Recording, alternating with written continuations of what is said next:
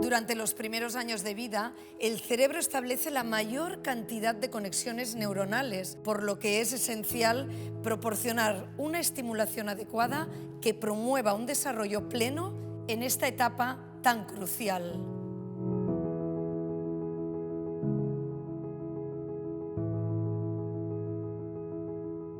Para profundizar en el desarrollo del cerebro durante la primera infancia y el impacto que puede tener en niños y niñas el vivir en entornos o situaciones de vulnerabilidad, nos acompaña el neurocientífico David Bueno. David, bienvenido. Hola, ¿qué tal? Gracias por acompañarnos. David, ¿qué sucede a nivel neurológico en esa etapa de los 0 a los 3 años? Suceden muchísimas cosas, es la etapa casi más rica en cuanto a la construcción del cerebro. Yo lo resumiría en dos aspectos. El primero es cuando establecen los patrones de relación socioemocional a partir del ambiente que encuentran, a partir de cómo ven que los adultos nos relacionamos entre nosotros, nos relacionamos con ellos y les estimulamos para que se relacionen con nosotros. Y el segundo aspecto es que descubren que deben integrar todas las informaciones que reciben a través de los sentidos para construirse una imagen única de la realidad de su entorno.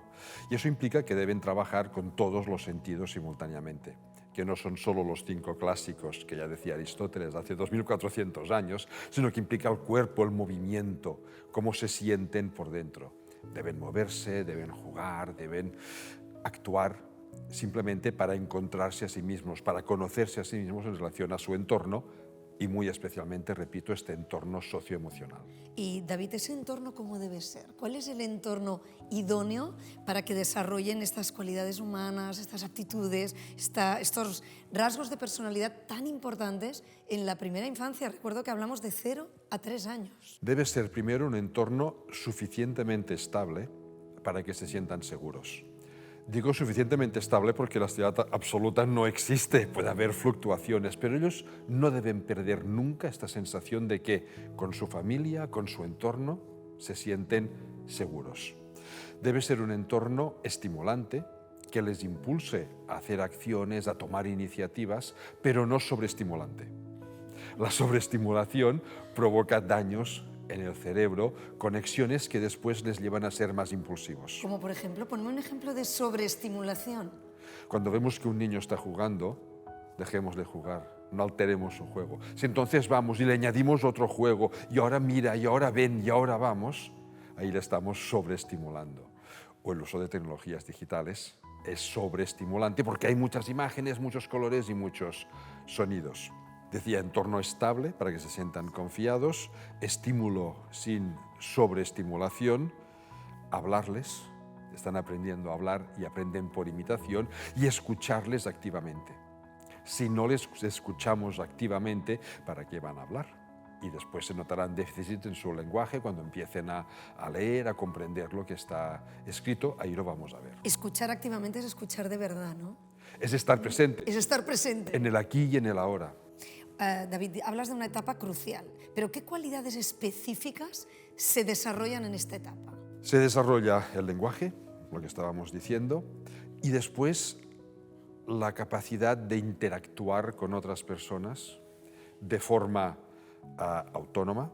Descubren que son, al final de esta etapa, descubren que son seres autónomos, que pueden tomar iniciativas, pero que deben tomarlas en relación a otras personas. Y es donde empieza a forjarse la empatía, que se va forjando durante toda la infancia, pero empieza ahí al final de esta etapa. Estaba pensando qué importante la estimulación positiva, ¿no?, para el futuro de estos niños y niñas.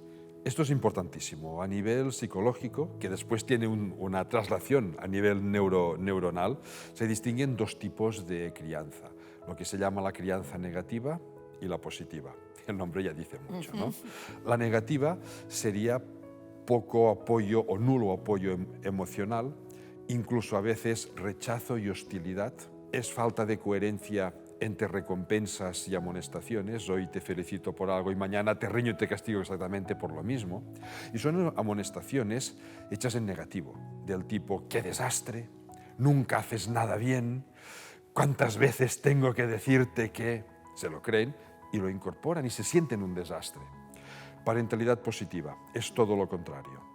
Es acompañamiento emocional no sobreprotector, es coherencia entre amonestaciones y recompensas.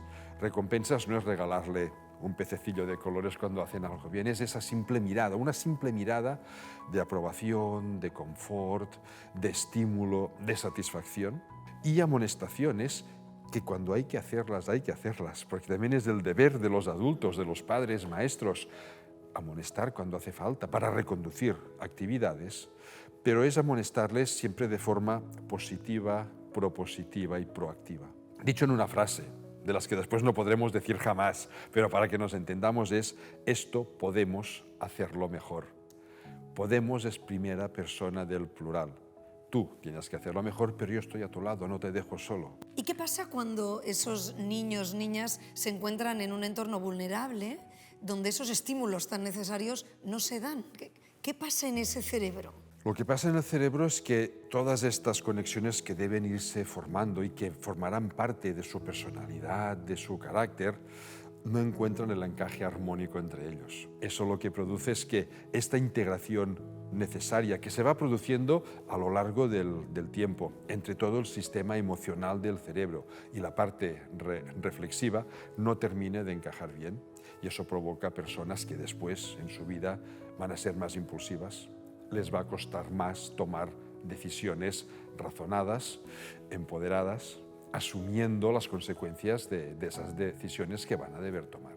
David, me gustaría que habláramos de programas como Caixa Proinfancia de la Fundación La Caixa, la importancia de estos programas, porque brindan espacios, brindan un acompañamiento socioeducativo para familias precisamente en situación de vulnerabilidad. ¿Cómo de importante es este tipo de programas? Estos programas yo creo que son cruciales para amortiguar todos estos efectos. La familia es insustituible, pero sí podemos atenuar todos estos efectos para que cuando vayan creciendo nos encuentren en una situación también desfavorecida respecto a sus compañeros y compañeras. Es potenciar esta imprescindible igualdad. ¿Y cuáles son los perfiles de las familias consideradas como vulnerables? Claro, son familias o que hay un problema económico severo detrás y que por lo tanto no pueden acompañar a sus hijos e hijas como muchas veces les gustarían, o que hay un desequilibrio dentro de la familia, donde hay una rotura emocional entre los miembros de la familia, lo que hace que tampoco les puedan acompañar, en este caso emocionalmente, tanto como querrían. Muchas veces esto incluso viene heredado de cómo nos educaron a nosotros. Cuando nos toca educar a nuestros hijos e hijas, sin darnos cuenta, usamos mecanismos de cómo nos educaron a nosotros, aunque no lo recordemos, pero lo tenemos aquí dentro y lo usamos. Y eso es una de las importancias de estos programas, es precisamente romper con estas cadenas de transmisión que hace que generación tras generación se vayan reproduciendo unos estereotipos que promueven además esta vulnerabilidad. ¿De qué manera nos afecta la educación que hemos recibido? ¿De qué manera nos afecta? Porque oyéndote hablar, uno piensa que es que todo se nos queda almacenado en el cerebro. Nos afecta más de lo que pensamos, pero lo podemos reconducir. Nos afecta, ¿por qué? Porque no solo qué nos dijeron, qué nos enseñaron, sino cómo nos educaron, ha ido formando conexiones neuronales en nuestro cerebro y que después son los que vamos a usar también cuando eduquemos nosotros a nuestros hijos. Y muchas veces no somos conscientes porque nadie recuerda nada antes de los 3 años. La zona del cerebro que gestiona la memoria, se llama hipocampo, no empieza a madurar hasta los 3 años. Aprendemos muchísimo antes de los 3 años, pero no sabemos qué hemos aprendido. David, quiero que nos des un consejo a padres, madres, educadores, para poder transmitir la mejor educación posible. Y sobre todo, y este es un apunte mío personal, alguna vez he dicho, eres un desastre. Te estoy oyendo y me preocupa. Danos un consejo. Todos lo hemos dicho alguna vez y no debemos preocuparlo porque ya está hecho, porque lo hecho ya está hecho. Es a partir de ahora qué podemos hacer.